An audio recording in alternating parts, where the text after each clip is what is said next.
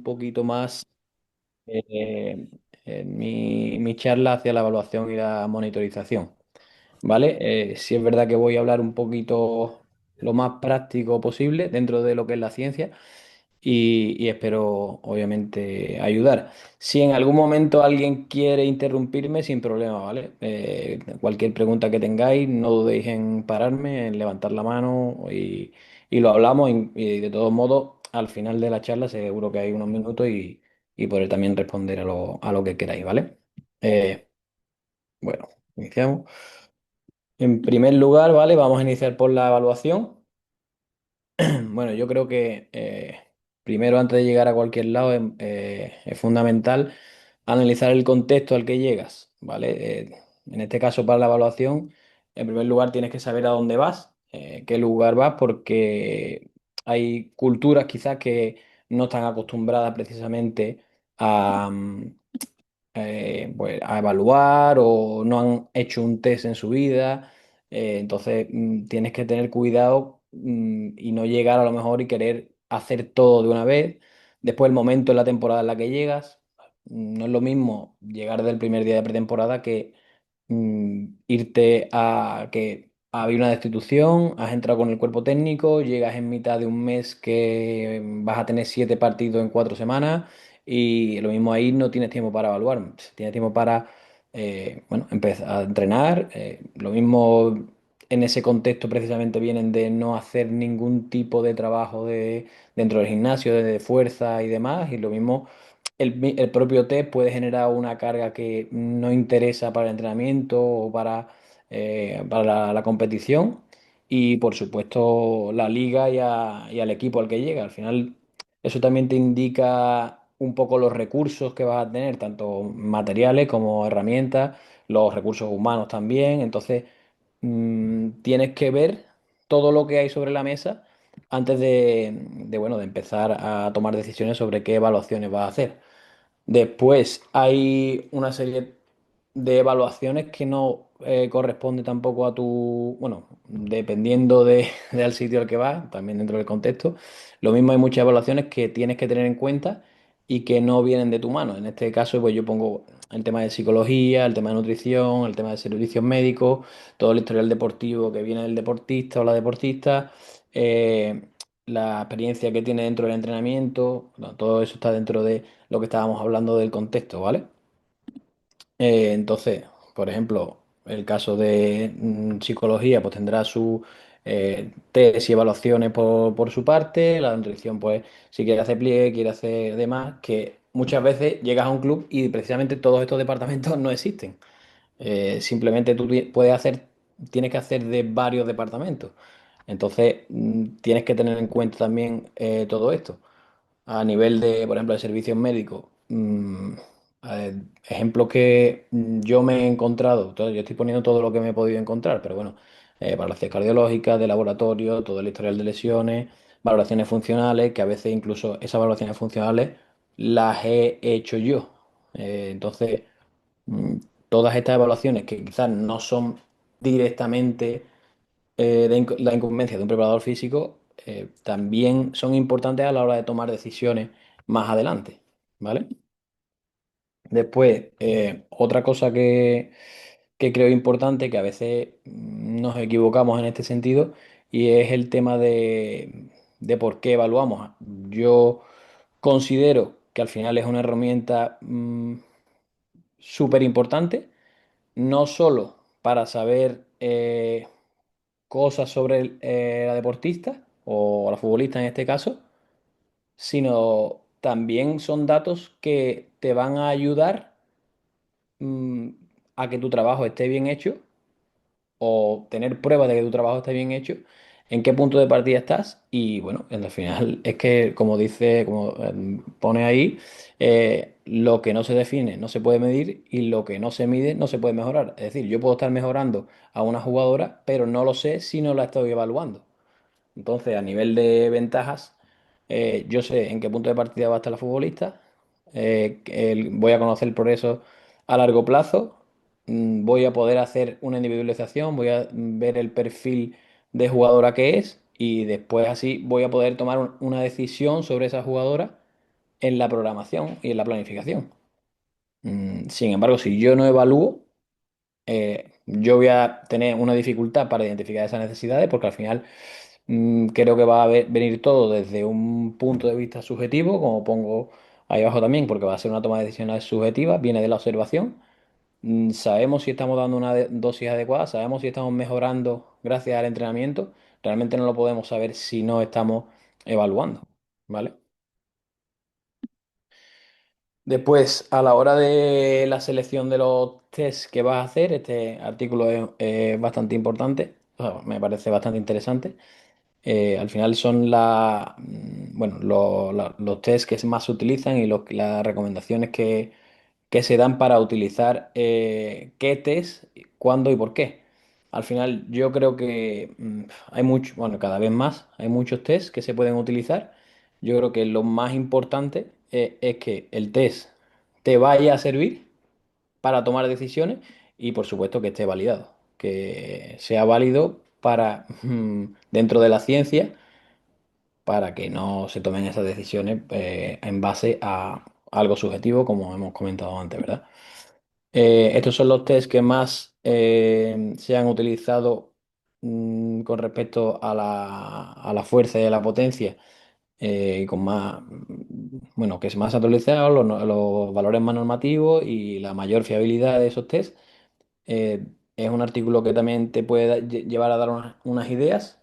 Aún así, están dentro de la ciencia y quizás la aplicabilidad que pueden tener algunos, por supuesto, porque por ejemplo el CMJ a mí me parece súper interesante, pero después todo lo que es el caso del Nordic Stream, el Norbord ahora que está saliendo mucho, no sé hasta qué punto puede servir. Por ejemplo, yo lo hago, pero te puede ser útil para ver por ejemplo, la dominancia del isquio con respecto a la rodilla, sí, pero ¿te va a decir algo sobre el sprint? Pues bueno, no tiene por qué.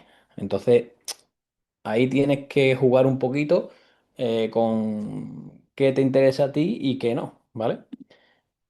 Al final, en mi caso, yo tenía, es verdad que todo, por ejemplo, el año pasado, he tenido la suerte de tener muchísimos recursos. Entonces, en ese sentido, voy a hablar un poco desde la posibilidad que tienes si tienes todos esos recursos, ¿vale?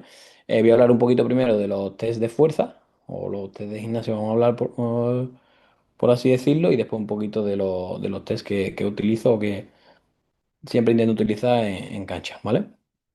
Eh, yo, digamos que lo divido en dos, ¿vale? Los test que me sirven para identificar unas posibles déficits estructurales y sobre todo para cuando hay una lesión, hacer una correcta vuelta a la competición, que ahí incluyo los principales, o sea, para mí los principales son la aducción y la abducción, el 90-20, ahora lo voy a mostrar en la foto, pero es al final, estando de pie, ese empuje de isquio a una pierna, ¿vale? Y el de flexión plantar, sentado, que ese lo he incluido este año, es la primera vez que lo incluyo, pero bueno, ahora voy a explicar por qué. Y después, para individualizar el trabajo y para crear perfiles de futbolistas, utilizo el CMJ. El CMJ Rebound estaba utilizado el año pasado. Este año he utilizado el hop test y el isometric bell squat y la sentadilla, ¿vale? Ahora ya iré explicando uno a uno y después explico cómo los utilizo, ¿vale? Al final, aducción y abducción, se ha demostrado que tener una aducción y abducción mm, que tenga una fuerza correspondiente y no una simetría demasiado grande, pues corresponde con menos riesgo de lesión. Entonces me parece interesante. Lo que hacemos es, dentro de la for frame, ahí a 45 grados, se hacen dos intentos de 5 segundos de aducción y dos de abducción. Dejamos un descanso de 15 segundos, pero se hace aducción 15 segundos, ABD 15 segundos. Y entonces ahí tienen los valores, ves la simetría y el ratio entre aducción y abducción, ¿vale? Dentro de unos parámetros, pues nos dice si es demasiado el ratio, si es demasiada simetría y nos viene bien para ver esa musculatura que al final los aductores para mí son muy importantes dentro del fútbol. Después aquí está el tema del Norwood, que por ejemplo, yo personalmente yo no los hago porque al final este tipo de trabajo está asociado por los futbolistas como, para mí es agresivo porque al final es un excéntrico máximo. Entonces, está asociado a agujetas, está asociado a, a que van a generarle mucha fatiga muscular, entonces que puede ser real, porque al final le están haciendo un excéntrico máximo. Sin embargo, yo lo que sí utilizo es el que vemos a la derecha, que es el 90-20, ¿vale? A una pierna. Entonces yo tengo la pared justo detrás, ahí es donde apoyo la cadera, pongo las manos cruzadas en el pecho y empujo hacia abajo. Está mucho más relacionado con la biomecánica de carrera, del sprint específicamente. En esos ángulos 90-20, también se aprueba el 90-90.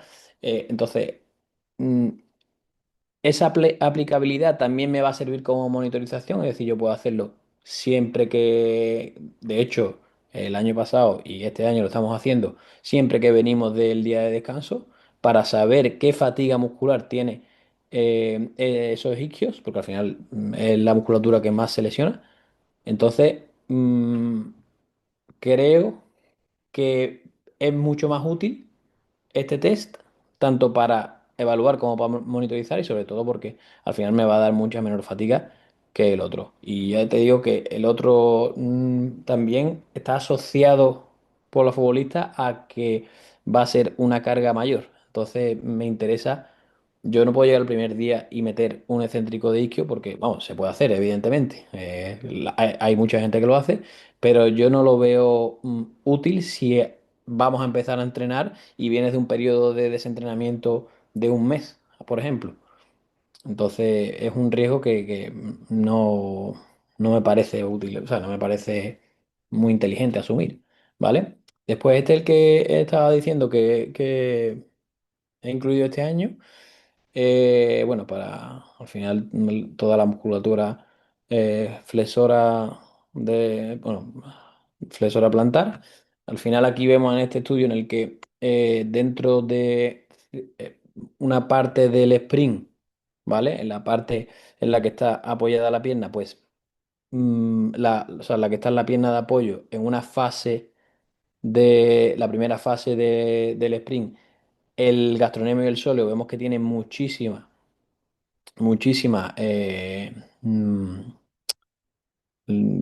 fuerza, está aplicando mucha fuerza, entonces es verdad que el sóleo es un músculo que se lesiona, de hecho es en estos años yo he visto más lesiones de sóleo que lesiones de... Además, también mucho se da por el tema del cambio de superficie, entonces eh, es una lesión que se da y además que no te indica nunca cuándo se va a dar, porque es algo que tú te puedes estar sintiendo muy bien y de repente sientes como una molestia y el sóleo se ha podido romper. O incluso o sea, estás volviendo de lesión y te sientes muy, muy, muy bien, pero el sóleo no está para nada ya sanado. Entonces, creo que era interesante, también lo estuvimos hablando con el redactador y a él le gustaba la idea, entonces lo hemos incluido. Al final, dos intentos de 5 segundos, igual con 15 segundos de descanso, vamos cambiando. Y bueno, y al final también, ante una lesión de sóleo, pues tenemos los datos para volver a la competición. Después el CMJ, aquí tenemos el CMJ, que es el salto en contramovimiento, aquí tenemos el vídeo, ¿vale? Este primero es el CMJ, el segundo es el drop jump, que es desde una caja, desde una altura, ¿vale? Y el último es el salto, el doble CMJ o el CMJ rebound que se llama, que son estos dos van con la misma intención, al final. En el primero sí es mucho más habitual. Ahí al final no solo medimos la altura, al final también vemos el tiempo de contacto, el tiempo de vuelo. Vemos otra serie de variables que nos pueden interesar. Pero bueno, desde principalmente lo que vemos es la altura y la diferencia entre este y este, el drop jam y el CMJ rebound, es que al final la altura del drop jam es siempre la misma. Entonces, si yo tengo una atleta que mide 1,50 y otra que mide 1,80 y tiene la misma altura, lo mismo el estímulo no es el adecuado para las dos. Entonces, me parece mucho más interesante coger el CMJ Rebound porque al final sobre su primer salto, ese es el salto que es personal, que es el suyo, el que está individualizado, y en el segundo salto sí se le indica hacer,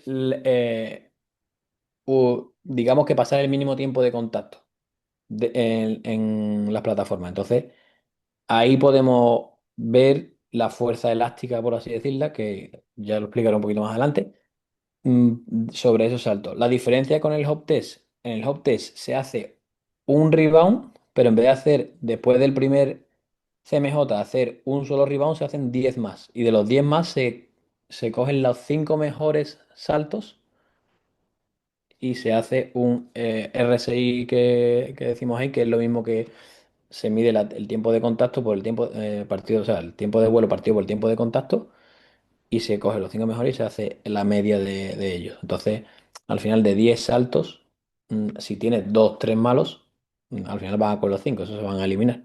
Entonces, me parecía interesante también probarlo este año en lugar del otro, del CMJ Rebound, y bueno.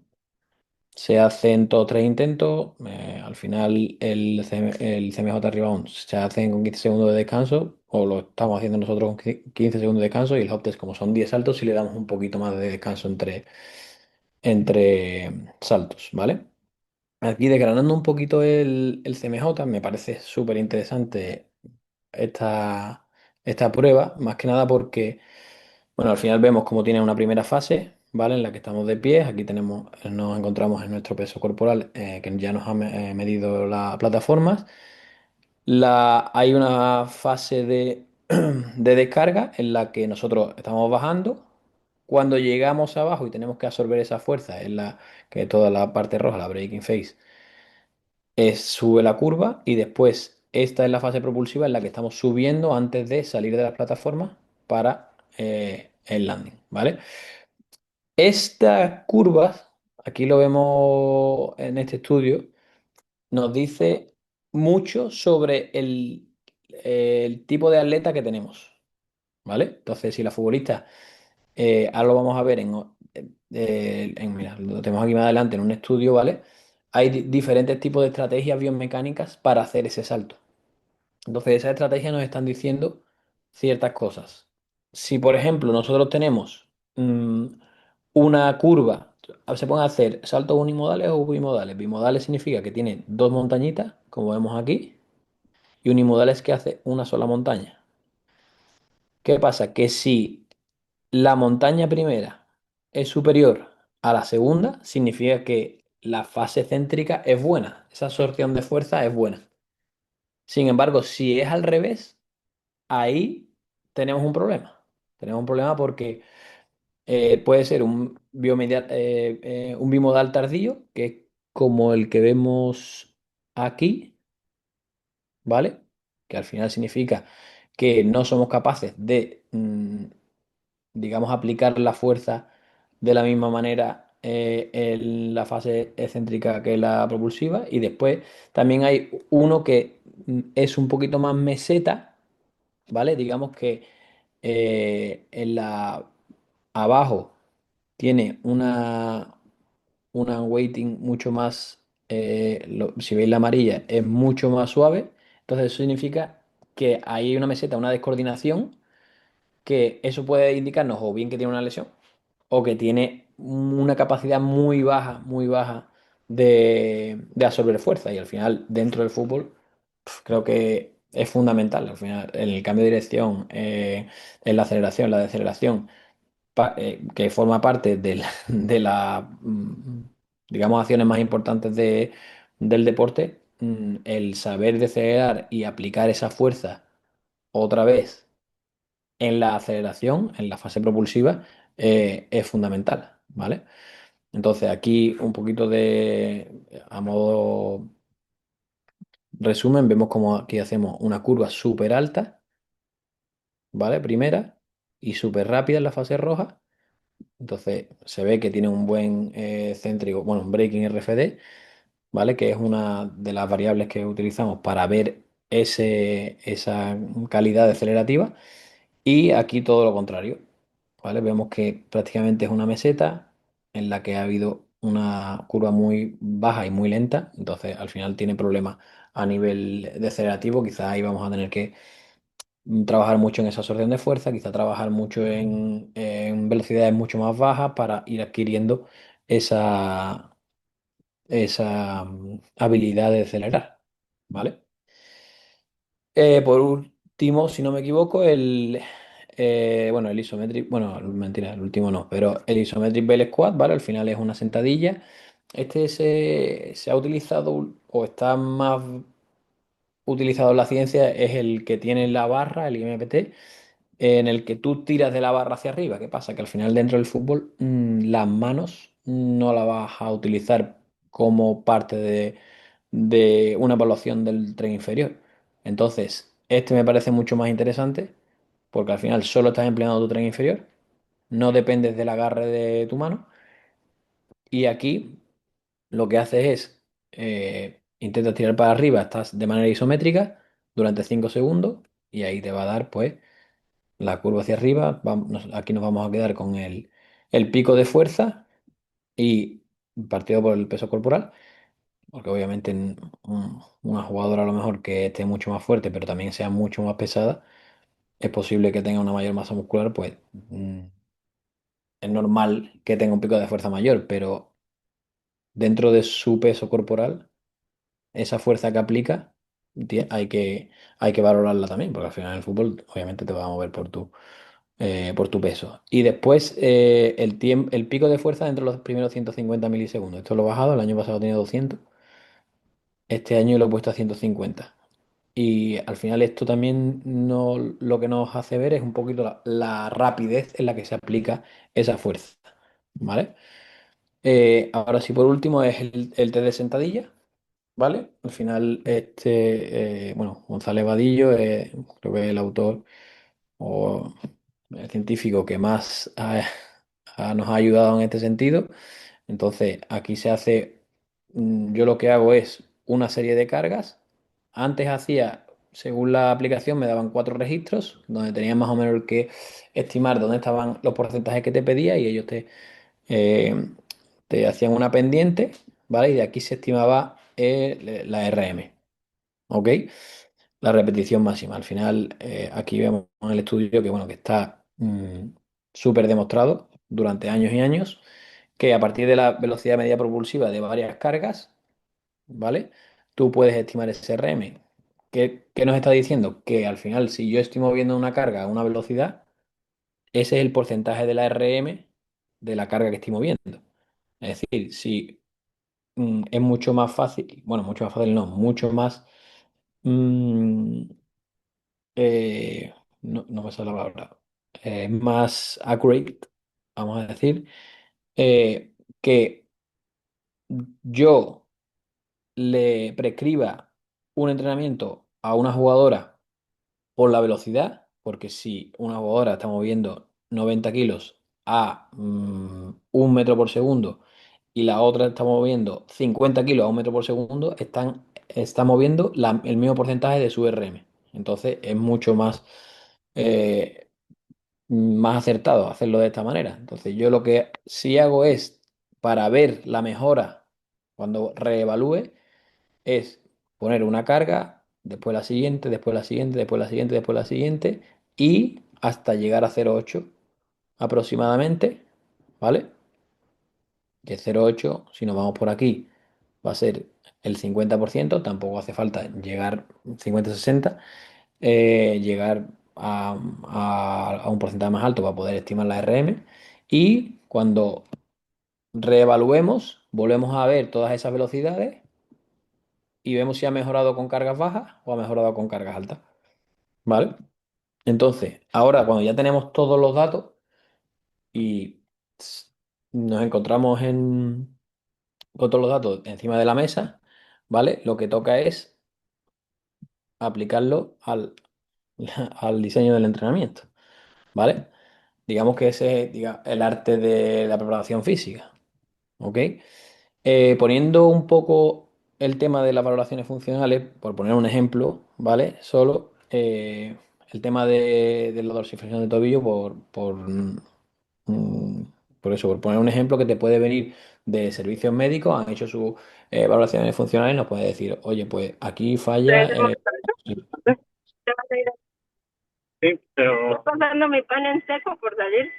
No, porque yo escucho, ¿eh? Hola, ¿quería preguntar algo o no? Bueno, continúo.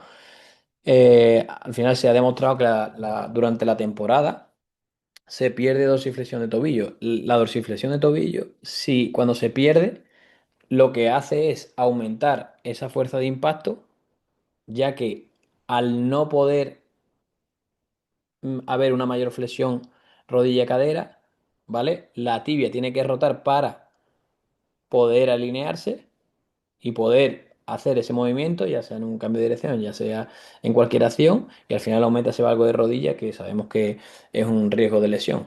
Entonces se ha demostrado que durante una temporada en fútbol, en futbolistas profesionales, durante media temporada ya se ha perdido entre el 8 y el 10% de la dorsiflexión, solo por entrenamientos y partidos.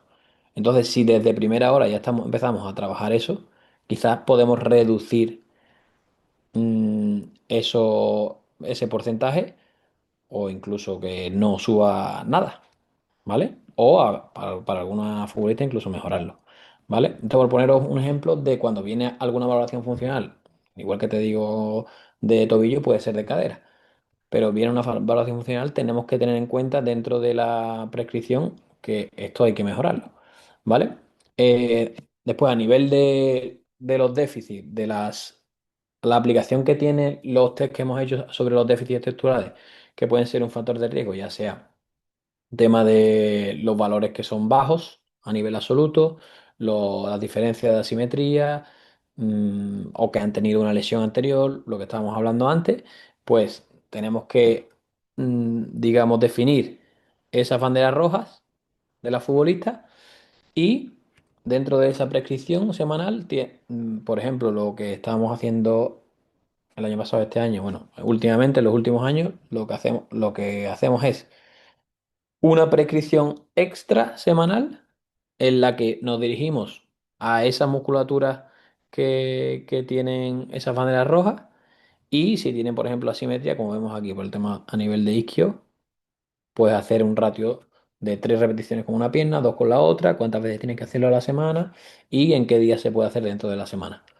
Entonces, ahí estamos aplicando esas evaluaciones dentro de la prescripción, ¿vale?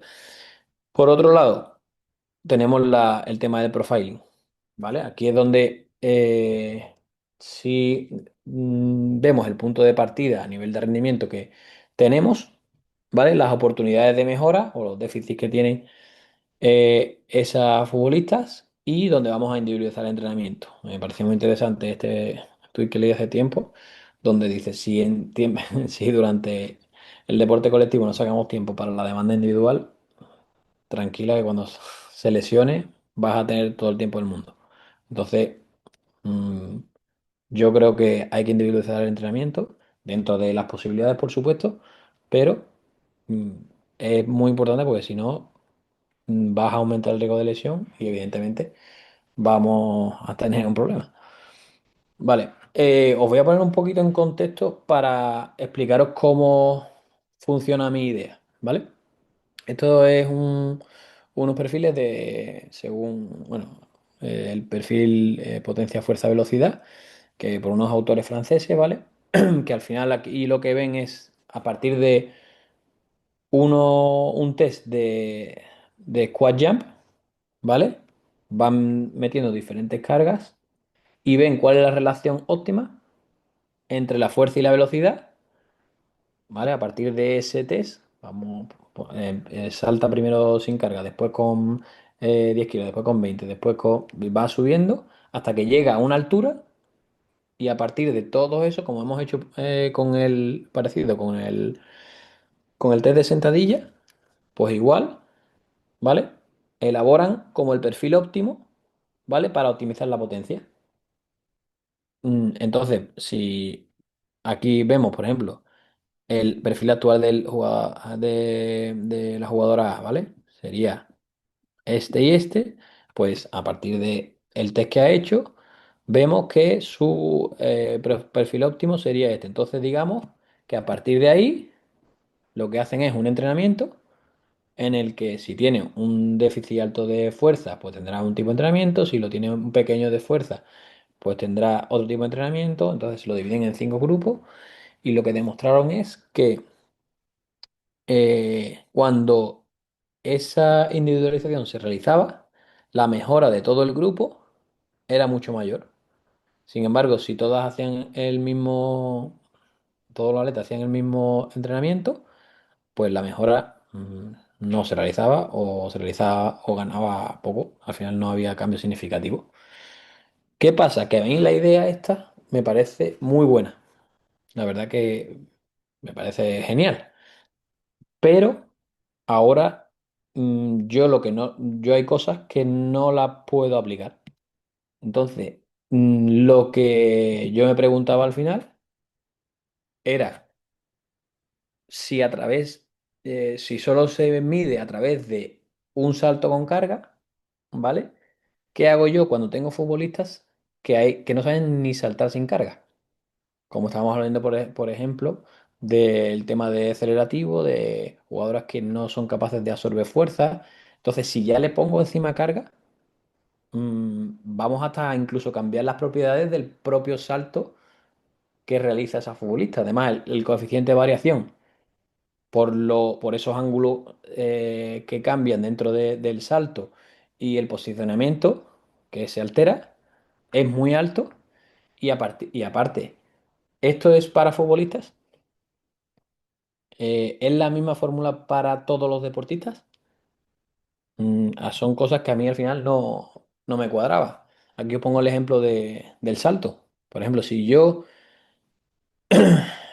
este, este atleta, por ejemplo, tiene un salto en el que su flexión de cadera no, bueno, yo creo que es el más adecuado, es normal. Aquí ya este segundo sí tenía una mayor flexión de cadera. De hecho, además está mirando hacia abajo en lugar de mirar al frente. Pero es que mirar aquí, los jugadores de baloncesto que habitualmente incluso tienen niveles de dorsiflexión menores, la estrategia que usan para hacer el salto es muy diferente. Mirar dónde está la cabeza, está entre las piernas prácticamente, para poder realizar el salto. Si a este atleta tú le pones una barra encima, ¿creéis que vas a influir en las propiedades del salto? Evidentemente, ¿vale? Después, este es el coeficiente de variación, ¿vale? Esto es un estudio que se hace a partir de, bueno, de estas preguntas que se hacen. No es lo mismo hacerlo en la máquina Smith, en la que está guiada, ¿vale? La multipower, que ahí ya el coeficiente de variación es alto, un 12,1%. Esto es de la misma persona hizo el perfil de que hemos hablado el día uno y después otro día diferente lo hizo de nuevo. Y esta es la variación que hay un 12%. Entonces es muy buena, pero es que si nos vamos, o sea, es muy alta, sí, pero es que si nos vamos a hacerlo con peso libre, con la barra directamente sin estar en la máquina guiada, nos vamos a un 42%, que esto es una barbaridad. ¿Vale? Y aquí está la diferencia entre la máquina Smith y los pesos libres, 27 y pico por ciento. Entonces, aquí lo que estamos diciendo es que yo puedo tener un perfil en el que quizá la fuerza sea mi déficit, pero es que al día siguiente lo hago y puede que el mismo test y mi déficit es la velocidad. Entonces, ese coeficiente es demasiado alto. No nos sirve. Y al final, ¿qué, ¿cuál es el perfil óptimo para las futbolistas? Porque obviamente un powerlifter no necesita velocidad, lo que necesita es aplicar fuerza. Tiene todo el tiempo del mundo para aplicar esa fuerza. Entonces la velocidad, bueno, no te hace falta realmente. Entonces nosotros estamos en otro lado, ¿vale? Aquí es otro estudio que va un poco también dirigido bueno, desprestigiar un poco este perfil. Y aquí lo que hicieron fue hacer un día, es el perfil fuerza, velocidad, potencia. Unos trabajaron digamos que según decía el estudio, otros trabajaron de otra manera, sin echarle cuenta a ese perfil, y al final los dos mejoraron. O sea, me está diciendo que aun trabajando sin hacer mucho caso a ese perfil, estamos mejorando, ¿vale? Entonces, bueno, por volver un poquito a esto, ¿vale? Y cerrarlo. Aquí, por ejemplo, si tenemos una jugadora que necesitamos que sea muy veloz, pero que nos importa o sea, perdona, aquí está al revés, que es muy veloz y que no tiene tanta fuerza según este perfil, y a lo mismo es un extremo que nos interesa que sea muy veloz, nos interesa que pierda velocidad para ganar un poco de fuerza. Quizás no, ¿no? Pues por eso mismo, por ahí van los tiros, ¿vale? Entonces, la idea me parece fenomenal, pero entonces yo lo que he pensado es aplicarlo de otra manera diferente. Al final, hay muchas manifestaciones de la fuerza, ¿vale?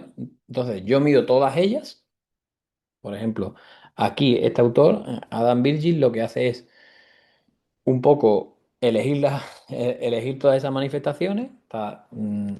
Aquí yo lo tengo en fuerza dinámica máxima a partir de la sentadilla, ¿vale? La fuerza dinámica rápida a partir del CMJ, la fuerza isométrica máxima a partir del isobel squat del pico de fuerza, la fuerza rápida a partir del isobel squat, pero a los 200 milisegundos, y la fuerza elástica, ¿vale? A partir de ahí tenemos que hacer un análisis que viene de el equipo, cómo juega, en qué posición juega, qué quiere el staff también, ¿vale? Eso también es importante. Me está pidiendo, por ejemplo, que una jugadora que, bueno, ahora lo vamos a poner el ejemplo, ¿vale? Volvemos a eso. Entonces, todos los requerimientos dentro de lo que es el fútbol. Después vemos dónde se sitúa en cada manifestación de la fuerza esa jugadora y qué déficit tiene a nivel biomecánico dentro de, por ejemplo, el salto. Si tiene un déficit de absorción de fuerza, por ejemplo, o tiene un déficit a nivel de landing o de aterrizaje o algo. Y a partir de ahí vamos a establecer cuáles son las ventanas de oportunidad para mejorar, ¿vale? Y a partir de ahí sí que la dividimos según el grupo que consideremos. Por ejemplo, teníamos un grupo, o tenemos un grupo que tiene déficit de fuerza. Entonces nosotros no vamos a dejar de trabajar una cualidad para trabajar la otra, pero sí cogemos esa idea de lo que hemos hablado antes para dividir el trabajo.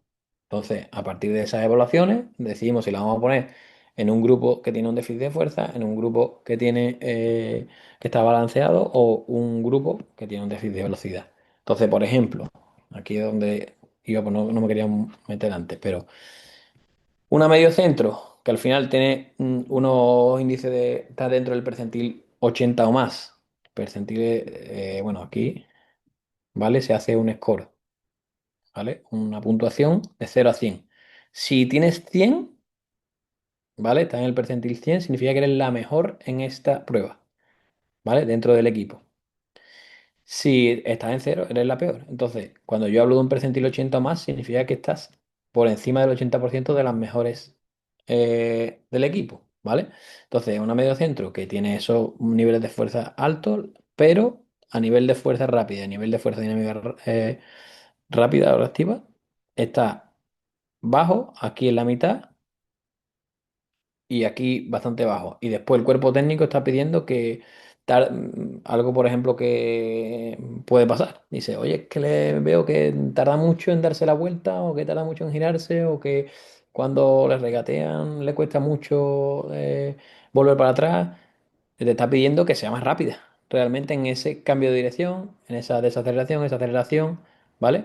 Entonces, ¿en qué grupo la metemos? Si ya tenemos, sabemos que tiene unos, unos niveles de fuerza bastante altos a nivel de aplicación, lo único que le falta es aplicar esa fuerza bastante más rápido, porque si está en presentil 14 aquí, 19, ¿vale? Entonces lo que hacemos es, a modo de ejemplo, ¿vale? Si estás en grupo V, pues tenemos 2 días de trabajo esa semana, menos 4 menos 3. Vas a hacer un trabajo de fuerza más aplicado a una carga un poco más alta, ¿vale? Después 2 trabajos un poco más del grupo balanceado, como decimos, como del 15%, en este caso sería un ejercicio, aquí serían 2 ejercicios, y después 3 ejercicios dirigidos simplemente a aplicación de fuerza lo más rápido que pueda. Esto era un swing con una goma que le echaba para atrás, la carga era mínima, aquí en las poleas, pero sin prácticamente ninguna carga, y aquí isopulses, que al final son aplicaciones de fuerza isométrica máxima, pero muy cortos. Y esos con saltos de incluso asistidos, ¿vale? O aceleraciones asistidas, ¿vale? Todo lo más rápido que pueda. Lo mismo, si nos vamos a un grupo de fuerza, aquí están haciendo lo mismo porque ambos están haciendo ese trabajo de fuerza, pero aquí quizás este trabajo es más, o sea, este trabajo sigue siendo fuerza y eh, esta- este trabajo de sobrecarga excéntrica está con más platos, ¿vale? Entonces le cuesta mucho más. Y vamos a tener eh, una mayor ganancia de fuerza en general, pero la aplicación no va a ser tan rápida. Aquí lo mismo lo lastramos, aquí hace un peso muerto en lugar de hacer un salto, ¿vale? Entonces, para eso utilizamos esos perfiles y lo realizamos de esa manera.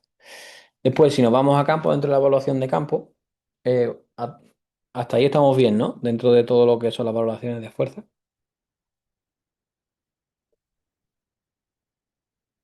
Bueno, si nos vamos a campo, ¿vale? Creo que hay 2 tests que yo hago. Uno es el 30-15, ¿vale? Que consiste en, iniciamos en la línea A, ¿vale? Tenemos como zonas de 3 metros. Entonces, vamos a trabajar durante 30 segundos, ¿vale? Y cada vez que pita, ¿vale? Tenemos que estar en una línea. Entonces, yo salgo de aquí, bip, bip, bip, y ya acaba el nivel, que empieza por 10 kilómetros por hora y va subiendo medio kilómetro en cada una. Entonces, sería algo así.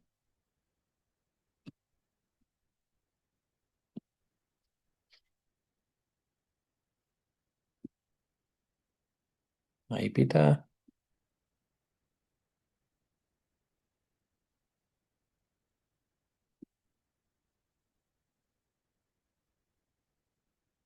¿vale? Cuando acaba el nivel, andamos hasta la siguiente línea y desde ahí descansamos 15 segundos en total y empezamos el siguiente nivel, ¿vale? ¿Por qué este test? Bueno, al final, para empezar, el fútbol es intervalos. Entonces, el factor intervalo es fundamental. En segundo lugar, considera las demandas neuromusculares. Aquí, por ejemplo, vemos cómo el mismo atleta, ¿vale? Con un volumen máximo de oxígeno y, ¿vale? Antes de nada, mm, la Anaerobic Velocity Reserve, la reserva anaeróbica de velocidad, es la diferencia entre tu volumen máximo de oxígeno y la velocidad máxima. Entonces, dos atletas que tengan el mismo volumen máximo de oxígeno, pero uno tiene una mayor velocidad máxima, va a tener esa reserva mayor. Entonces, eso también, dentro de este test, también lo contabiliza. Entonces, cuando tú alcanzas tu volumen máximo de oxígeno y ya empieza el cansancio, la energía adicional se va obteniendo de esa reserva. Entonces, una jugadora, por ejemplo, que tenga una reserva menor, al final su nivel dentro de este test va a ser menor, ¿vale? Su cansancio va a llegar antes, ¿vale? Y vemos aquí como teniendo una reserva mayor, pues llega a 2 niveles más. ¿Cuál es la diferencia aquí también? Que aquí no solo cuenta el factor resistencia, sino que aquí, este es el mismo ejemplo, ¿vale? Tenemos, bueno, esto va después, sino que aquí también influye la economía de la carrera, la capacidad del cambio de dirección y la recuperación dentro de los esfuerzos. Todo eso influye dentro del deporte. Entonces, al final, si tú tienes una mejor capacidad de recuperación y una mejor capacidad de carrera, una mejor capacidad de cambio de dirección, al final vas a tener un mejor rendimiento dentro de cualquier entrenamiento interválico. ¿Sí? Entonces, aquí, por ejemplo, podemos tener esta misma capacidad de velocidad de volumen máximo de oxígeno y demás, pero como tiene una pobre capacidad de cambio de dirección y demás, su nivel dentro del test es menor, porque al final se ha cansado a nivel neuromuscular, son demandas neuromusculares, entonces el aspecto locomotor es fundamental en el fútbol, ¿vale? ¿Qué pasa? Que cuando nosotros tenemos esta velocidad final, ¿vale? Si empleamos a la jugadora para prescribir después ejercicio, lo que vamos a ver es esa misma diferencia. Si yo trabajo si trabajo a cierta velocidad y dentro del hit le ponemos la misma velocidad a las dos jugadoras o las dos atletas, pues una, al tener esa reserva mayor, va a estar trabajando a su 23% por encima de su volumen máximo de oxígeno y otra va a estar bajando al 32%, ¿vale? Por eso también es importante esta reserva. Pero aquí también lo que se ha probado es que trabajando un 15-15 al 95% de la BIFT en comparación al 10% del Leger, ¿vale? Que es otro test, pero que es continuo. Bueno, los tres atletas estábamos teniendo ante usted en continuo lo que debería ser la individualización, pero sin embargo la respuesta a nivel de frecuencia cardíaca de uno de ellos no significó prácticamente nada. Otros dos fue parecido, pero sin embargo, si lo hacemos con este test, el trabajo prácticamente es muy parecido, ¿vale? Además, se ha demostrado que si obtienes una mejor puntuación en este test, es decir, tu velocidad final en el 30-15 es mayor, se correlaciona las demandas, con las demandas locomotoras de trabajo en espacios reducidos. Entonces, si yo tengo una mayor BIFT o mayor velocidad final en el 30-15, se está correlacionando con que tenemos un mejor rendimiento dentro de los Small Side Games, ¿vale? ¿Cómo después podemos aplicarlo? Pues mira, aquí tengo todas las jugadoras, ¿vale? Todos sus resultados. Esto te lo da todo Martín Buchet, que es el creador, ¿vale? Aquí lo tenéis, así que si os interesa, es el creador del test. Todos estos documentos te los da. Entonces, yo al final quiero trabajar al 100% de la BIF, quiero trabajar 15 segundos y en 16 metros. Pues al final, según su velocidad final, ya te va a decir todos los metros totales, pero cuántos cambios de dirección tiene que hacer y cuántos metros extra tiene que hacer, ¿vale? Esto de los metros totales y los metros con cambio de dirección. Esto es línea recta y con cambio de dirección, ¿vale? En 16 metros. Entonces ya es que es así de sencillo. ¿Qué hacía yo con esto? Pues hacía tres grupos y dentro de esos tres grupos Cada una estaba trabajando a nivel individual, ¿vale? Otro test de campo que me interesa, el de sprint. Al final este sí es verdad que tienes que tener varias cosas en cuenta, como el clima, qué fatiga tiene, cuándo lo realiza, cuándo puede hacer un retest, pero es cierto que muchas veces, según la posición, según la jugadora, no se llega a una velocidad máxima dentro de los partidos o dentro del entrenamiento. Entonces, me interesa porque yo sé, cuando hago este sprint, y al final siempre hay ese pique, que esa jugadora va a llegar a su velocidad máxima o se va a acercar mucho, por lo menos. Entonces, ya sé cuál es el entrenamiento que le tengo que dar a esa jugadora, ¿vale?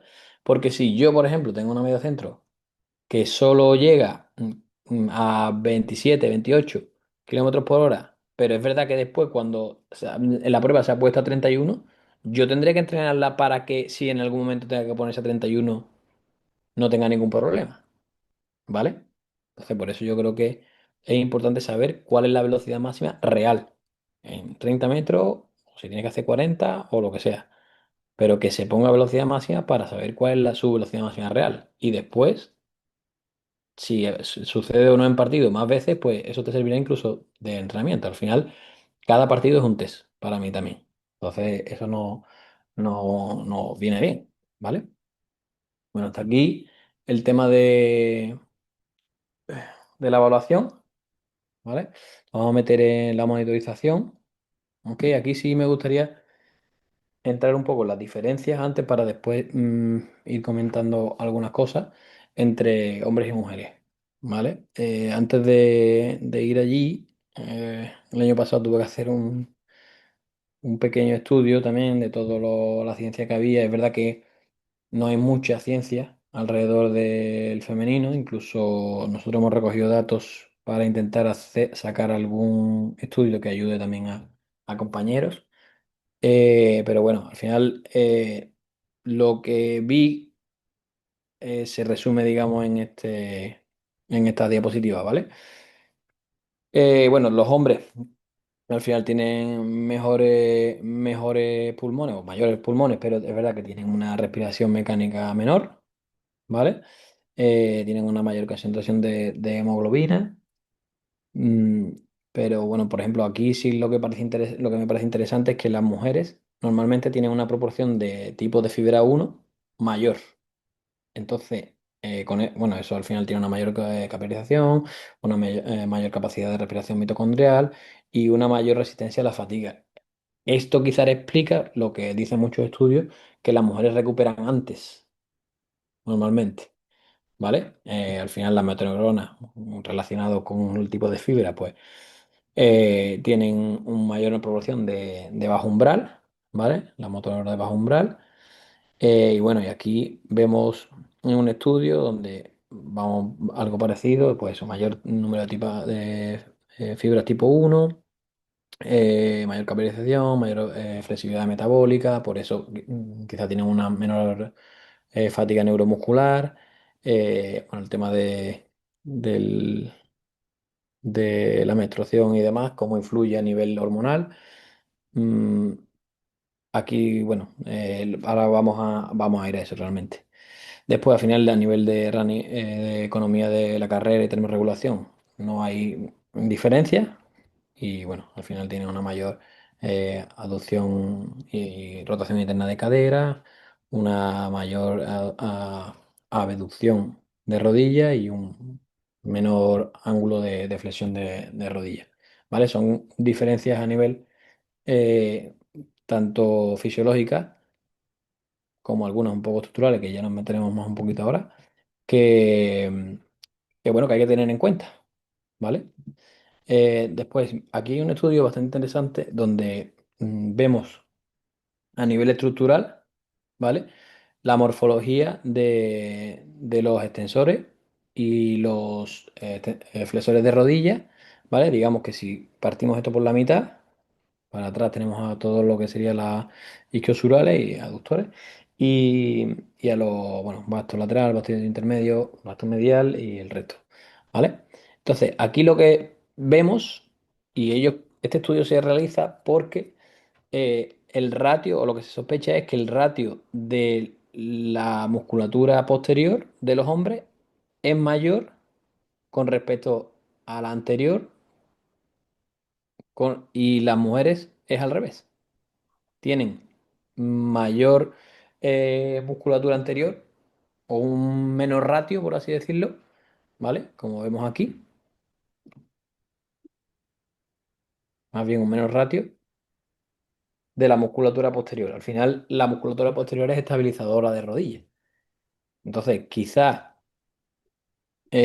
por eso puede ser también de las explicaciones en las que, junto al tema del ángulo Q, que las atletas femeninas, este estudio de hecho es de conjugadoras de fútbol, entran en esa cambio de dirección, en eso, aquí estando de 45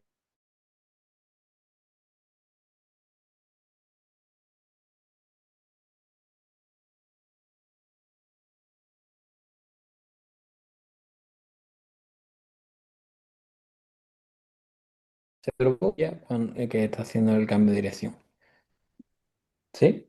Entonces, al final, influye en más fuerzas laterales. Al final, el ángulo Q, que es el que está que va del isquio a la rótula, es mayor. Entonces, provoca esa fuerza, ese valgo de rodilla, esa fuerza lateral, tanto en absorción de fuerza con cambio de dirección, como en aterrizaje y todo demás. Al final, se dice que es un riesgo de lesión, que lo es. Y al final, por eso las mujeres tienen mayor lesiones de ligamento cruzado.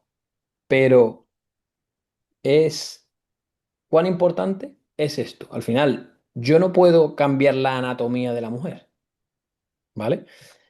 Es más, yo he visto jugadoras que sé que tarde o temprano van a tener, porque ese valgo muy pronunciado, porque en dinámico no es fuerte. Entonces, ¿qué puedo hacer para intentar reducir al máximo este riesgo? Bueno, al final, lo único que queda es hacer que la jugada sea más fuerte y hacer que sea más robusta en todos esos cambios de dirección, en esos momentos en los que entran valgo, y así tendrán un menos riesgo. Pero es verdad que tú no puedes cambiar, ni nadie puede decir que yo voy a prevenir un ligamento cruzado, igual que no puedes decir que puedes prevenir un isquio. O sea, si yo tengo, si tú, vamos, es que si alguien puede decir eso y conseguirlo, bueno, no le creáis porque es imposible, ¿vale?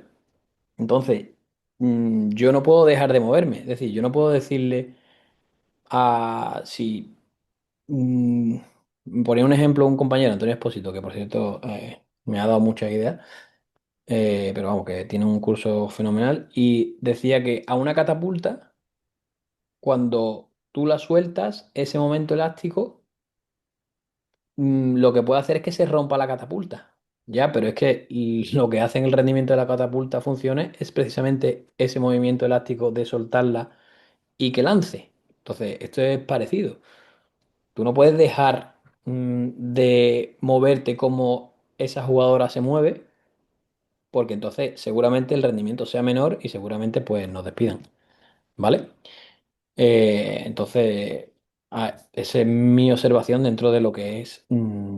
Hay que tenerlo en cuenta, por supuesto, hay que trabajar hacia eso, hacia esa mayor estabilidad, estabilizadores de rodillas, hacia que la jugadora esté más fuerte moviéndose como se mueve, y si se puede modificar algo sin que afecte el rendimiento, pues, y que le vaya a ayudar, evidentemente, pues se hará. Pero bueno, al final no es posible cambiar completamente esa biomecánica, ¿vale? Después, a nivel, bueno, esto a nivel de menstruación, ¿vale? Cómo funciona, por ponerlo por encima, cómo funciona el tema del periodo, ¿vale? Tenemos esa fase folicular donde hay mayores estrógenos, que además están asociados bueno, estaban asociados con el tema del anabolismo. Entonces, después lleva a la fase de ovulación y la fase lútea, donde hay mayores niveles de progesterona, que además, no está aquí, no. Son, es una hormona que se relaciona mucho con la densidad ósea. Entonces, al final, si yo a nivel mensual tengo ese chute, por así decirlo, de progesterona, cuando a una atleta le falta, creo que es importante saber cuando tiene algún trastorno dentro de este periodo, le falta ese chute que sabemos que puede tener problemas a nivel óseo, sobre todo a nivel de densidad ósea. Entonces, esto es importante, para mí es importante saberlo, conocerlo y sobre todo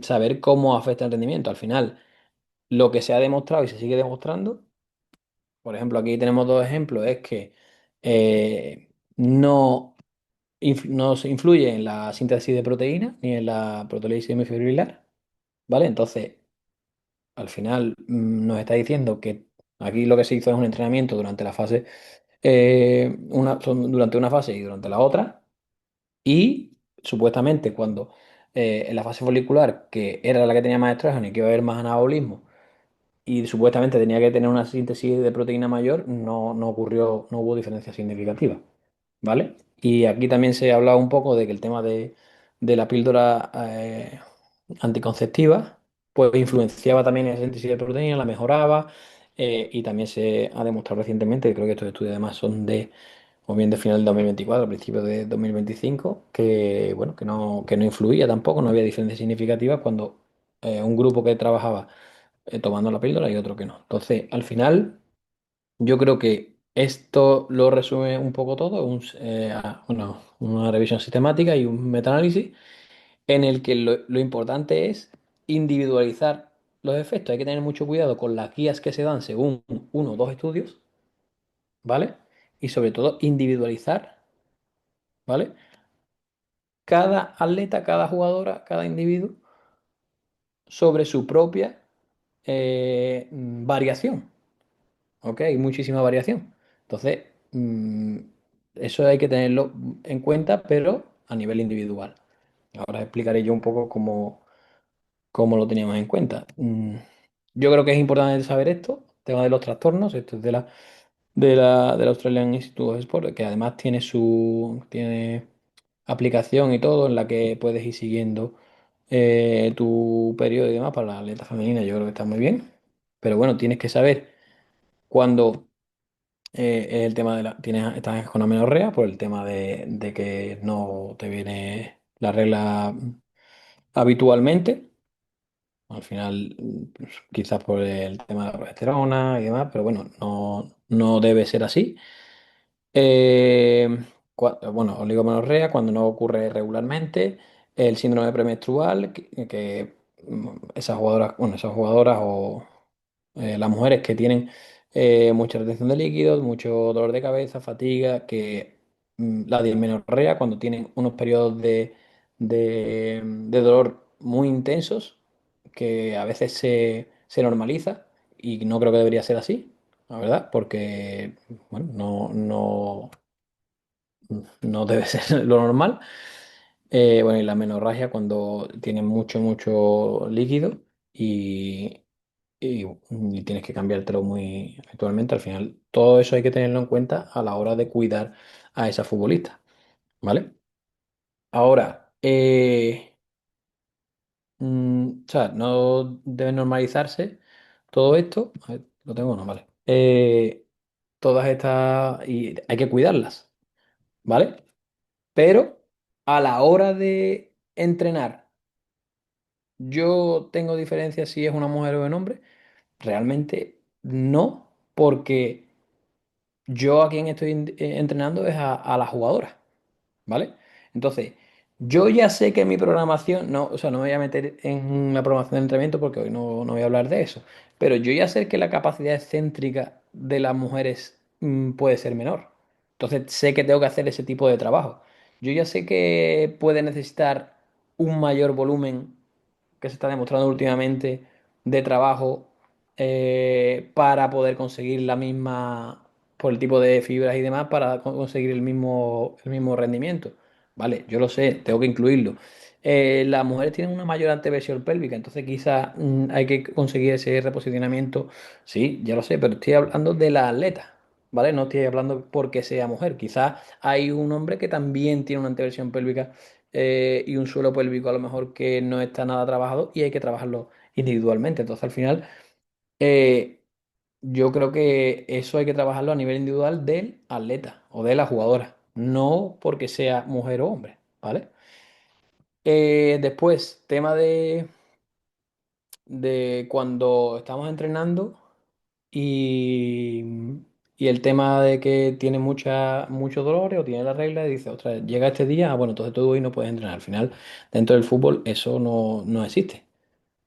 Entonces, tú no puedes llegar a la final y si estás en el día 24 de tu periodo, no puedes jugar porque aumenta la relacina y tiene una mayor probabilidad de lesión y demás.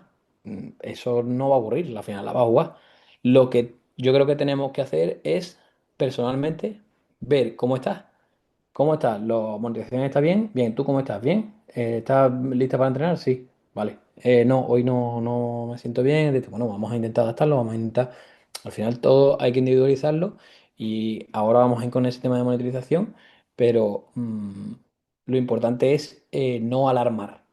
¿Vale? Yo no puedo decirle a una jugadora, que estás en estos días, pues ostras, entonces tú estás ahora mismo en un momento de, mm, de mayor riesgo de lesión, porque como tienes mayor relacina, tienes una menor estabilidad, no sé qué. Entonces, una vez que esa jugadora está pensando, ostras, ya que siempre que estoy en estos días, es cuando me voy a lesionar. Y como tu cabeza diga, el timón del barco diga, me voy a lesionar, me voy a lesionar, me voy a lesionar, llega el entrenamiento o la competición y se lesiona porque eso funciona así y no solo con las jugadoras ni de fútbol, sino con los atletas y las atletas de todo, ¿vale?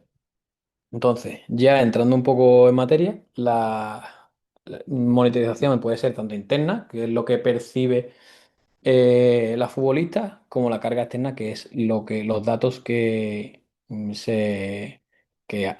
realizado a nivel objetivo, ¿vale? Entonces, nosotros a nivel de monitorización, lo que realizamos es el RPE post-entrenamiento, el wellness pre-entrenamiento, un poco modificado al que vemos aquí, ahora veréis, y teníamos la posibilidad de termogénesis. Es verdad que eso es todo el año pasado, que ahora explicaré cómo funciona. Y después a nivel de carga externa, pues todos los GPS, todo lo que hacíamos de test de fuerza y demás, ¿vale? Al final, lo importante de este ciclo de monitorización es que nos sirva a nivel práctico, ¿vale? Entonces, si nosotros hicimos un tipo de carga externa, ¿cómo se corresponde con esa carga interna? ¿Cómo la ha percibido la futbolista? ¿Vale? Entonces, a partir de ahí, si estamos aquí en un momento de bajar carga, ¿vale? ¿Cómo se siente ella con la carga? ¿Cuál fue a nivel de carga externa e interna? ¿Fue baja? ¿Fue alta?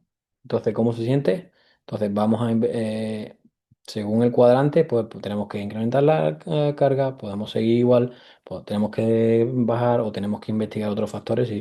Si tenemos una carga baja, ella se siente mal completamente, pues bueno, tenemos que ver qué más posibilidades y cómo está ella para el entrenamiento. ¿Vale? Entonces yo creo que esto es muy interesante este estudio porque al final es un ciclo de monitorización bueno, que es práctico para la toma de decisiones, ¿vale? A nivel de carga interna dentro del RP y el wellness, yo por ejemplo, nosotros lo que hacemos es pedimos el wellness, hacemos la suma y así tenemos. Cuando hay una alarma individual, podemos volver al RP, cómo se sintió en este trabajo, o cuando vemos que no se, bueno, lo que estamos viendo también del ciclo, ¿no? Vemos que no se están sintiendo bien, los test no están haciendo bien y vemos el RPE que a lo mejor hemos aumentado mucho en las últimas semanas, pues podemos verlo a nivel individual, pero también a nivel de grupo, cómo se va dando ese entrenamiento, ¿vale? Esos entrenamientos o esto es un partido seguro, ¿no? Entonces, bueno, nos da datos de cómo sienten a nivel subjetivo la carga de entrenamiento o de partido, ¿vale? El wellness siempre todas las mañanas, ¿vale? Lo único que añadíamos, pues, era la hidratación, ¿vale? había alguna molestia, en qué zona era, si estaba en los días, y si estaba en los días y era afirmativo, si tenía, iba bien o no iba bien, y de, bueno, cómo te sentías para entrenar, ¿vale? Básicamente. Después el tema de Thermo Human, que eran fotos, ¿vale? Se hacían fotos por la mañana. Es verdad que nosotros las hacíamos en el día posterior a partido para ver cómo llegaban el tema de fatiga y prepartido, ¿vale? Siempre que era posible. Entonces, llegaban por la mañana, se le hacía una foto, ¿vale? Y el software mismo ya te analiza los datos dentro de su perfil, ¿vale? Es una carga interna, pero es subjetiva, porque al final te está identificando según el calor de de la musculatura. Uno, si puede estar cargado, puede tener una lesión, puede tener cualquier cosa.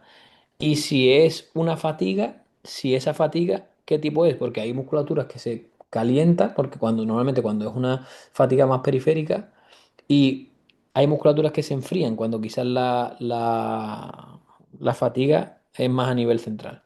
¿Vale? Entonces, ¿qué? Lo mismo aquí también nos da para las estrategias de recuperación. ¿Vale? ¿Qué tipo de recuperación le viene mejor a esa futbolista? ¿Le viene mejor el frío o le viene mejor el calor? ¿Vale? Entonces, esto también lo utilizamos, me parece súper interesante. Y bueno, como teníamos la oportunidad de utilizarlo, sobre todo en el primer torneo, pues lo hicimos. ¿Vale? Después, a nivel de monitorización de carga externa, pues lo que hacíamos era siempre, después de partidos las que habían jugado de titular, o bueno, los que habían jugado más de 60 minutos, hacían el test de salto, ¿vale? Y el test el CMJ y el de isquio, ¿vale? Entonces aquí íbamos viendo la monitorización, ¿vale? Un más 3, un más 2, menos uno, unos 3, dependiendo, ¿vale? De aquí veíamos y de aquí cogíamos la altura, el flight time, un partido de contact time para ver la estrategia de salto también un poco en directo. Y después, si veíamos que algo fallaba, podríamos ver otras variables que ahora diré cuál era. Aquí lo que veíamos era el pico de fuerza y la asimetría entre miembros, ¿vale?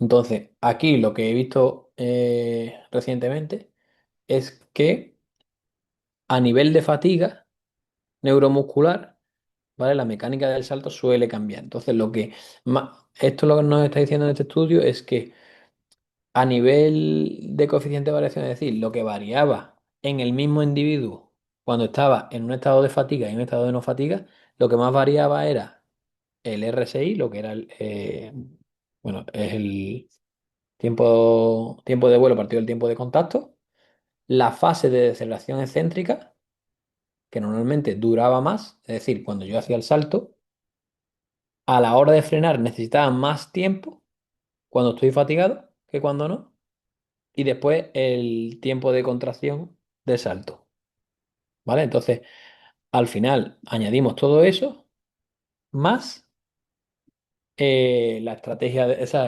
la profundidad del contramovimiento, que esto lo leí en otro artículo, ¿vale? Y te das cuenta que cuando estás fatigado hay muchos futbolistas que se tiran hacia abajo. Entonces, cuando se tiran, a la hora de frenar, como también se hace más larga y les cuesta más, llegan a una profundidad mayor. Entonces, cuando todas estas cosas van de la mano, nos está diciendo que esa jugadora está fatigada, ¿vale? Entonces, ¿qué pasa? ¿Qué hacemos con esto? Pues mira, esto es sencillo. Si tenemos un Redding en el que tenemos molestias, por ejemplo, en un isquio, y ahora de esas molestias, la asimetría habitual o los valores absolutos superan el 10% de la habitual, ahí nos planteamos la modulación del entrenamiento, la modificación, incluso la cancelación. Hemos tenido jugadoras que no, o sea, que han dejado de hacer el entrenamiento, se han ido directamente a fisioterapia y a estrategias de recuperación, de manera obligatoria, por supuesto, porque considerábamos que era un riesgo de lesión que entrenaran, ¿vale? Si tienen molestias, pero no superan, ¿vale? Ese 10%, o sea, las pruebas nos está dando que no está fatigada, pero ella tiene molestias, pues entonces ahí tenemos que consultar otra prueba, consultamos con servicios médicos para que tienen quizá alguna prueba más y hacíamos una vigilancia o directamente, si consideramos, pues ya hacíamos una modificación, una modulación y veíamos qué pasaba, ¿vale? Si no tiene ninguna molestia y no tiene esa diferencia del 10%, pues nada, es a entrenar y fuera. Sabemos que ese readiness es completo. Si no tenía ninguna molestia, pero esos valores se iban más allá del 10%, ahí sí que tendríamos que volver a la bandera amarilla, en la que tenemos que consultar otras pruebas, ver y si es necesario, pues modulamos la carga, modificamos el entrenamiento, o sea, sé que pues, se puede quedar en redactación o se puede incluso cancelar, pero bueno, normalmente ahí sí es más vigilancia, se consulta con la prueba de futbolista, por supuesto, ¿vale? Entonces, era nuestra manera de monitorizar a través de la carga externa, ¿vale?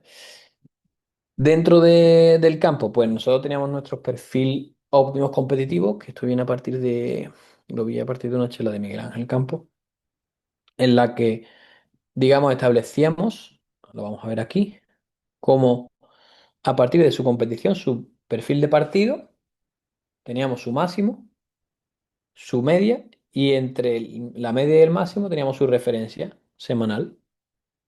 Entonces sabíamos que cada semana tenía que establecer una carga para llegar a lo correcto. Entonces aquí, por ejemplo, si era de duración, no, vale, pero de distancia total tenía que hacer 3 veces lo que hace en un partido. Ya jugando el partido ya tiene una. Entonces tenemos que completar aproximadamente 200% durante la semana de entrenamiento. Si hay 2 partidos en la semana, lo mismo prácticamente su entrenamiento tiene que ser recuperar, ¿vale? Igual en HCR las 2 veces. Al final ahí también hay estudios, de lo mismo HSR y Spring, algunos dicen 2.1, pero se establece entre a lo mejor 0.7 y 0.9, o otros entre 0.9 y 1.1.2, ¿vale? Dependiendo un poco también las velocidades que tú establezcas como HSR, como Spring. Las aceleraciones sí se dan más, evidentemente, entonces aceleraciones y deceleraciones pues ya se iba casi a 4. Entonces, todo esto que se diera en la suma semanal, ¿vale? Entonces, ahora, ¿cómo monitorizamos la carga externa? Vale, pues al final, primero vemos la carga group a nivel semanal, ¿vale? Sí, bueno, si vamos de mayor a menor, ¿vale? A nivel semanal, ¿vale? Cada uno de estos es una semana, ¿ok? Entonces, por ejemplo, esto es el ejemplo de una pretemporada, ¿ok? De la pretemporada que hemos hecho, ¿no? Entonces, que vaya unos aumentos progresivos, como íbamos a hacer una U invertida, pues entonces hubo aumento progresivo, una semana de mucho más carga, tanto en distancia total como en HCR, sprint distancia, pero vemos que, por ejemplo, aquí el aumento ha sido bastante mayor del grupo, ¿vale? Incluso en sprint mucho más. También es verdad que es la primera vez que teníamos 2 partidos en esa semana, pero al final hay que adentrarse mucho más, evidentemente. Y cómo vamos bajando, ¿vale? Aquí se mantiene. Después, eso mismo a nivel individual. Por ejemplo, aquí vemos cómo sube. Aquí, por ejemplo, queríamos subir aproximadamente un 30% como máximo. Se va ese jugador de este año a un 71%. O sea, ya sabemos que la semana siguiente tenemos que bajar mucho porque ya nos hemos puesto aquí en riesgo, ¿vale?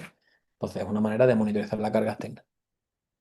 Después, a nivel de microciclo, dentro del propio microciclo, ¿vale? Esto creo que es distancia total. Esto es HML, si no me equivoco. No, HML no. Será Spring y HCR, creo yo. ¿Vale? Dentro del microciclo tenemos una sesión fuerte, lesión fuerte. Esto tuvimos un día de descanso. Este fue el último microciclo, de hecho. Eh, una sesión -2, -1. Este es el compensatorio del partido y este es el partido. ¿Vale? Esta es la medida del equipo y de todos los que participan. Entonces, igual lo mismo, ¿vale? Vamos viendo cómo es la carga grupal a nivel del microciclo, pero después nos tenemos que ver a nivel de datos qué es lo que ha hecho en cada entrenamiento, ¿vale? Carga individual diaria. Entonces, la carga individual en valores absolutos es esta. Vemos que aquí ha hecho incluso un récord personal a nivel de entrenamiento. Entonces, sabemos que ha hecho muchas desgraciadas de entrenamiento. Quizá hay que tenerlo en cuenta para el día siguiente, para comprobar bien el readiness, comprobar bien con los fisios, si ha tratado, no se ha tratado, tiene molestias. Y aquí lo que vemos es lo mismo, pero con respecto a su perfil, el que estamos hablando aquí, su perfil óptimo competitivo. Ha completado un 65% de la distancia total de lo que hace en un partido. Un 29% de los metros por encima de 21 kilómetros por hora. Un 25% de números de sprint por encima de 21 kilómetros por hora. ¿Vale? Entonces, esto lo vamos sumando y a la semana vemos si estamos llegando, estamos lejos, estamos cerca. Tenemos que complementar, no tenemos que complementar. Entonces, esta es como monitorizamos. eh, la carga externa a partir de los GPS. Aquí un tema que quería hablar es el del agudo crónico, que se utiliza mucho. Yo creo que está bien tenerlo. Al final, lo que nos dice pues, es que durante las 4 semanas anteriores, ¿vale? Con respecto a la semana que estamos haciendo, tiene que haber un ratio de que no esté por encima de, bueno, aquí te lo dice, entre 0,8 y 1,3, 1,4 aproximadamente, y que ya si te metes en 1,5 ya te metes en una posibilidad de lesión, ¿vale? ¿Qué pasa? Que al final para mí esto es un poco error porque al final lo que estaba hablando al principio hay que contextualizar. Yo, si tengo una semana o algo que me ha pasado a veces, tengo un calendario en el que tengo 4 partidos en cuestión de 12 días y después tengo 2 semanas con 2 partidos, al final esto se me va a disparar, pero al revés, para abajo. Y si es al contrario, en las semanas posteriores, después de los 2 partidos, si tengo 4 días, va a estar disparado, pero es que al final es el calendario, te indica un poco cómo va a ir. Entonces, por eso sí me interesa más la manera de hacerlo de tengo que completar ciertos datos a nivel semanal. Si nos pasamos, ya bajaremos la siguiente semana o en en la semana siguiente, las 2 semanas posteriores, pues estamos atentos. Y si nos hemos quedado cortos, quizás podemos apretar un poquito la semana siguiente o final de semana. ¿Vale? Entonces, creo que es una manera mejor que no estar exactamente no, estoy en 1 punto no sé qué, no, hay que analizar un poco ese contexto. Nosotros, por ejemplo, al final tuvimos 3 competiciones en verano, que de hecho a día de hoy están teniendo también un montón de partidos. Y bueno, al final eso no es tan fácil de controlar con un agudo crónico, ¿vale? Después, algo que sí me gusta, bueno, que para mí es importantísimo, es el tema del sprint. Al final está súper demostrado, ha empleado muchos estudios en esto, en demostrar que sprintar y por encima del 95% tiene, hace que haya un menor ratio de lesiones de isquio. Y es más, cuando ya él se metió en que si cuando se sprintaba 2 días antes de partido, pues había incluso menos posibilidades de que se lesionara. Pero bueno, al final yo lo que tomé era que todas las semanas hay que sprintar por encima del 95%, ¿vale? Esto es, aquí el azul y aquí bueno, el verde, el verdecillo ese es por encima del 85%, está el 95%, y lo que está por encima es del 95%, ¿vale? Esto a nivel grupal, pum, pum, pum. Que siempre se toque ese 95% porque ese es el mejor entrenamiento que puede tener un isquio ante un sprint, el propio sprint, ¿vale? Aquí pongo 2 ejemplos, por ejemplo, de situaciones que se me han dado en la que hay una jugadora en la que toda la semana está tocando sprint, una semana no lo toca, pero después las semanas siguientes, pum, sigue, vuelve, vuelve, vuelve, vuelve, ¿vale? Siempre toca, siempre está haciendo ese entrenamiento, ya sea en partido o sea fuera de partido, ¿vale? Si es 2 veces a la semana, mejor todavía, ¿ok? En mi opinión. el ejemplo contrario. Va muy bien, va muy bien, muy bien. Aquí ya no. Sí, no, no, sí, no, no, sí, no. No te digo lo que pasó aquí, ¿no? Pues entonces al final 6 semanas sin sprintar de las últimas 9 al máximo, a su máximo, en riesgo de lesión te estás situando en riesgo de lesión. ¿Vale? A nivel grupal, ¿vale? Mm, pues más de lo mismo. Es que no, a mí me interesan mucho estos datos porque al final te está reflejando la realidad de lo que está pasando tanto en entrenamientos como en partidos. Muchas veces, y más en el fútbol, la realidad mm, de los que no tienen en su poder los datos está en los resultados. Y el fútbol se basa en los resultados. Y yo lo acepto y vivo en el fútbol que existe porque es así. Pero es cierto que al final esto te sirve a ti para saber en qué momento estás. Entonces, si, por ejemplo, aquí tenemos un periodo de competición en el que de 38 sesiones a nivel grupal hemos pasado en 21 por encima del 95%, ¿vale? Y aquí hay un periodo de competición en el que de 39 sesiones solo hemos pasado 10. Aquí estamos incluyendo los partidos, ¿vale? Entonces, si en 39, más de un mes, mm, muchos son partidos. De la media, ¿eh? De la media total. Entonces, sabemos que aquí está faltando ciertos estímulos de HCR y de Sprint. Entonces, esto hay que intervenir realmente. Igual, tema de que toque máxima velocidad, ¿vale? De 27 sesiones, ¿vale? 12 han pasado el 95% a nivel de media. Con eso me refiero a que esto es grande. Es decir, que la mayoría de las jugadores han pasado. No influye, no cuento estas, ¿vale? Porque esos son que algunas jugadoras lo han tocado, pero no todas. Sin embargo, nos vamos aquí y solo 6 sesiones de 27. Pues probablemente los 6 son partidos. O sin probablemente, creo yo. Ahora no lo recuerdo. Entonces, sabemos que en esta parte están faltando estímulos, ¿vale? Pero es que encima que estamos hablando de que está faltando carga, la percepción es mayor del esfuerzo, ¿vale? Los partidos están sintiendo a nivel interno que son mucho más pesados. Y da la casualidad de que se da cuando menos trabajo a alta intensidad se está haciendo. Son cosas que hay que tener en cuenta para ajustar esos entrenamientos y que no, obviamente, intentar no meterte en estas situaciones, ¿vale? Porque es importante también los datos. Bueno, pues al final, ¿qué nos dice los datos? Pues cómo estamos haciendo nuestro trabajo, ¿vale? Mm, Yo creo que si nosotros no tenemos los datos, al final nuestro trabajo sí queda la subjetividad de quien opine. Por eso también, por eso he dicho que es tan importante evaluar, por eso es tan importante monitorizar.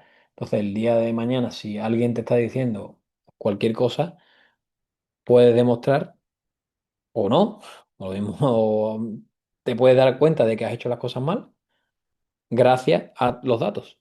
Y entonces lo mismo tienes que ver que esos ajustes están en tu metodología de trabajo, ¿vale? Pero nosotros, por ejemplo, aquí, desde que llegamos hasta el cambio de final de la apertura o incluso el último de clausura, en altura hay grandes mejoras. Hay jugadoras que esto no, esto está cambiado. Vale, esto es la altura. Vale, la altura era aquí, ¿vale? Pero está cambiado.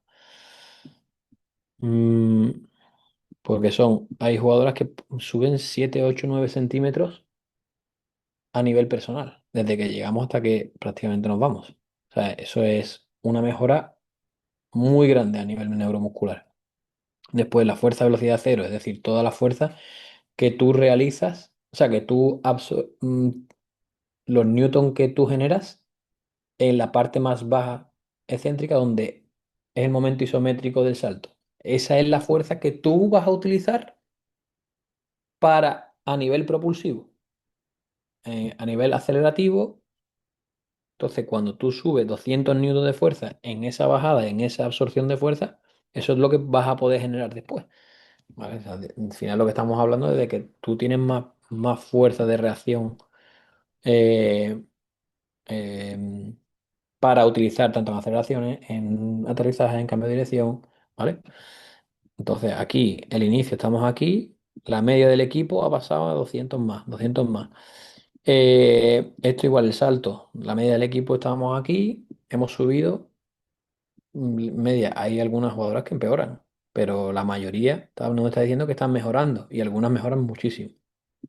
¿Vale? Igual, el tiempo de contacto por el tipo de vuelo, al final, si yo estoy saltando más y encima lo estoy haciendo en menos tiempo, o sea, yo estoy aplicando más fuerza en menos tiempo.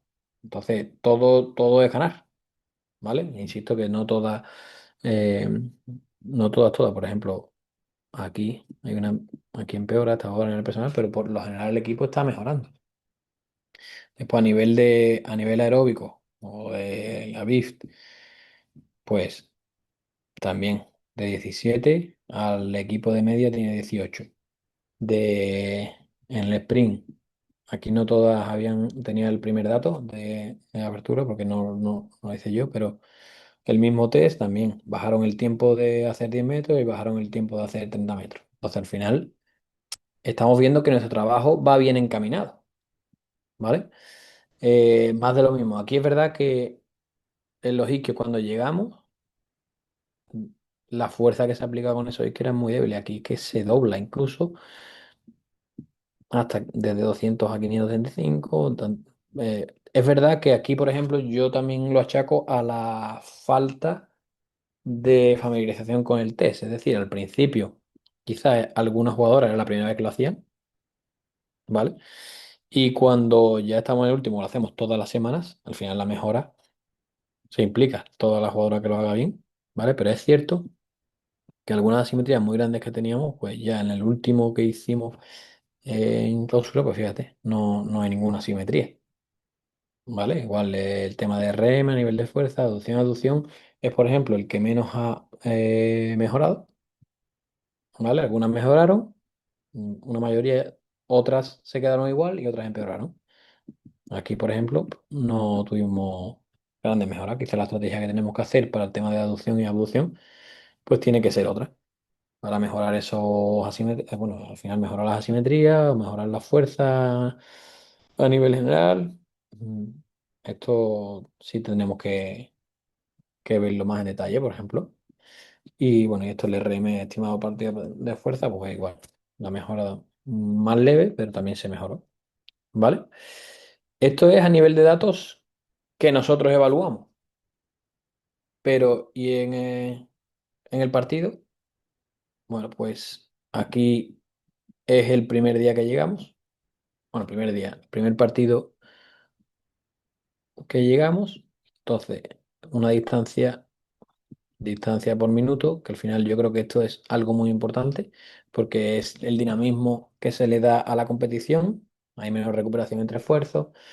eh, entonces, si tú estás recorriendo más metros por minuto, al final estás descansando menos, ¿vale? Este partido y este partido son el mismo, pero con un torneo de diferencia.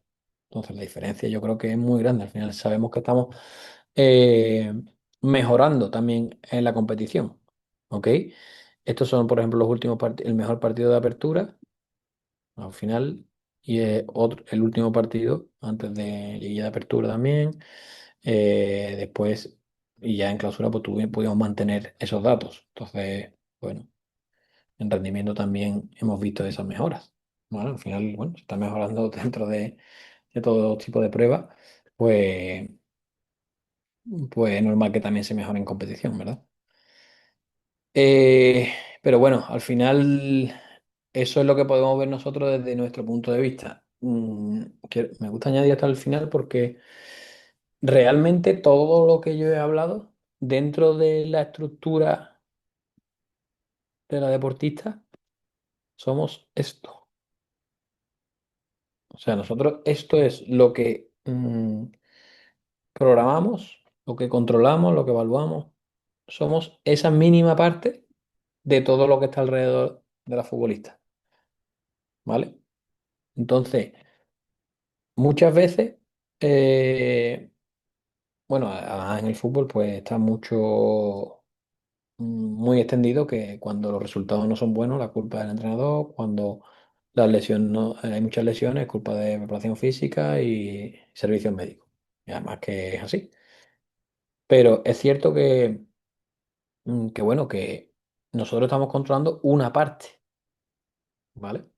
Entonces, hay, de hecho, la jugadora en el club, dependiendo de qué club, dependiendo de qué rutina y todo, quizás están 3 4 5 horas, pero el resto del día no sabemos lo que están haciendo. No sabemos cómo se están alimentando, cómo están durmiendo, qué ritmo llevan, bueno, cómo están en casa, qué estrés tienen, si vienen de haberse peleado con la pareja, si se ha muerto un perro, si tienen problemas familiares, si... Entonces, todo eso afecta al rendimiento, afecta bueno, al rendimiento, por supuesto, pero afecta a, a los riesgos de lesión, afecta a el ambiente dentro del equipo.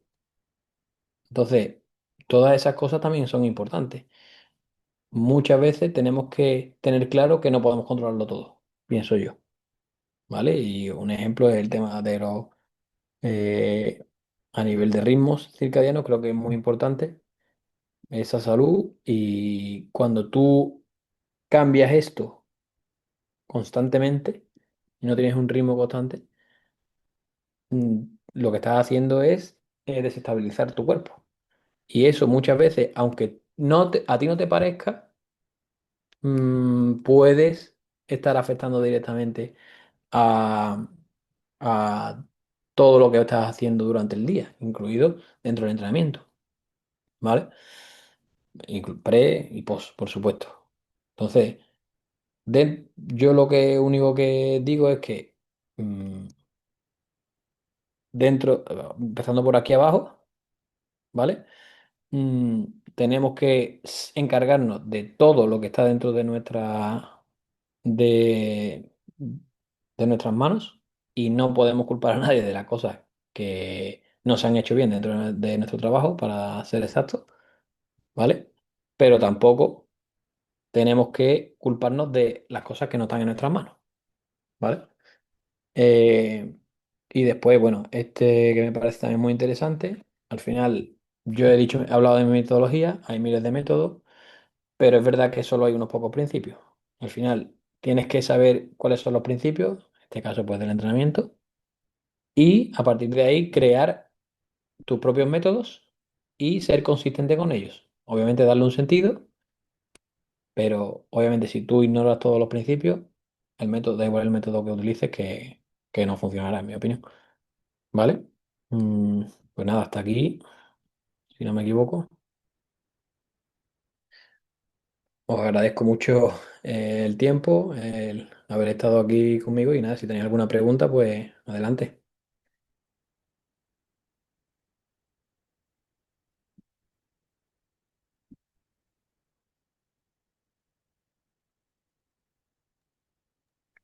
Hola, buenas noches. ¿Puedo preguntar?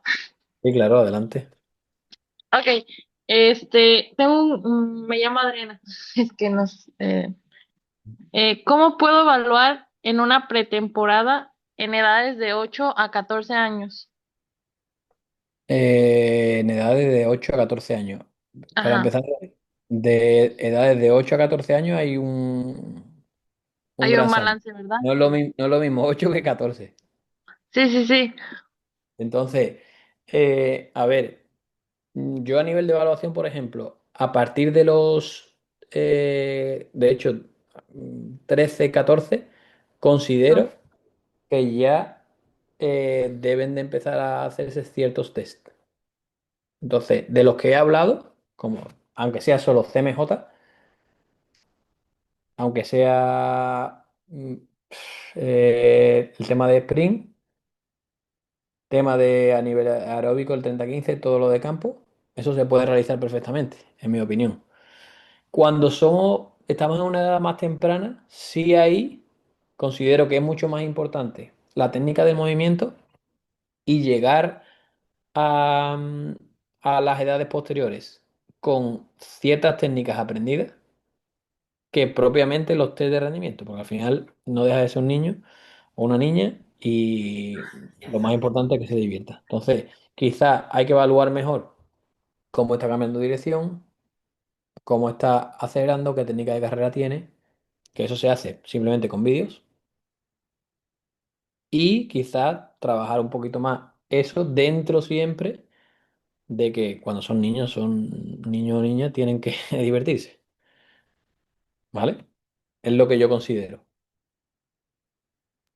Va, muchas gracias. Claro.